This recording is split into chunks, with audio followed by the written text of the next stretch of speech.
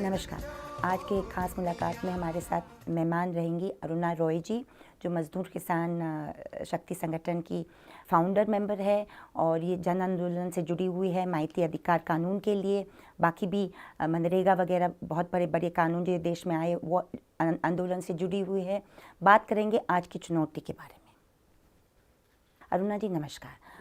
जन आंदोलनों के लिए आज सबसे बड़ी चुनौतियाँ क्या है? जन आंदोलनों के लिए सबसे बड़ी चुनौती है कि हमें अपने अभिव्यक्ति करने के लिए जगह बहुत समेट रहा है इस देश में। हम लोगों के लिए जगह नहीं मिल रही है अपने बात कहने के लिए। इसका अर्थात ये नहीं है कि हमें जगह इकट्ठे होने के लिए जगह नहीं मिल रही, हमारे बातों को कहने के लिए कोई मौका नहीं मिल रहा है।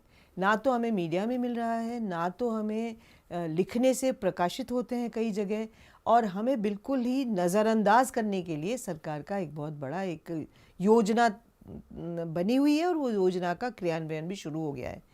इस सिलसिले में हमें लगता है कि हमारे मुद्दे सुनने वाले ही कोई ना हो और उसकी प्राथमिकता इस देश में जो 60-70% लोग हैं उनके मुद्दों के लिए कहीं जगह ही ना हो, तो फिर हमारा भविष्य क्या होगा। जबकि साथ साथ कई सारे हमारे मुद्दों पर हमला भी शुरू हो गया है।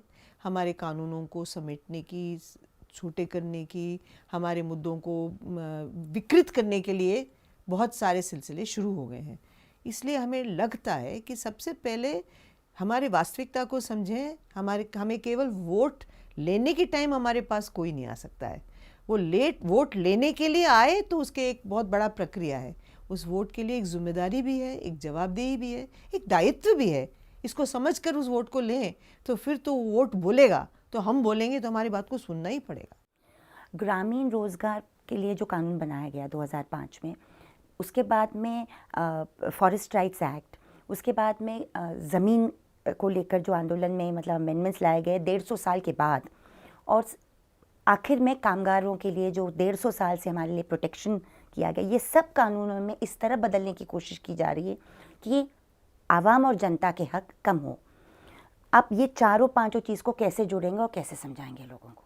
मुझे लगता है कि हम इसको इस तरीके से देखें कि ये सारे कानून जो हमें सशक्त किया कि भाई हम अपने संपत्ति, अपने स्रोतों को, अपने ज़मीन को, अपने जंगल को, अपने मजदूरी को, अपने हकों को, अपने स्वास्थ्य को, अपने शिक्षा को कैसे हम लोग अपने आप संभालें।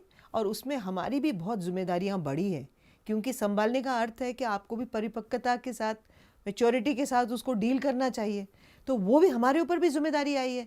हमारे ऊपर ये भी जिम्मेदारी आई है कि भागीदार हों। आप भागीदार नहीं होंगे तो आप काम में फिर किसी को कुछ शिकायत नहीं कर सकते हैं। परंतु हमारे ऊपर एक लोकतांत्रिक समझ बनाने की प्रक्रिया शुरू हो गई है कि हम भी सत्ताधारी हैं। इस वोट को देने से वहाँ तक सीमित नहीं होता। जैसे अम्बेडकर साहब ने कहा था कि वोट देने वाला वोट देने तक ही सीमित रहे, और वो ये ना समझे कि नीति और नियम बनाने वाले का वो वोट हकदार जो बनाते हैं वो हक हमारा भी हो सकता है, तो एक दिन वो कानून हमारे खिलाफ जाएगा। तो वो समझ आ रहा है अभी लोगों में।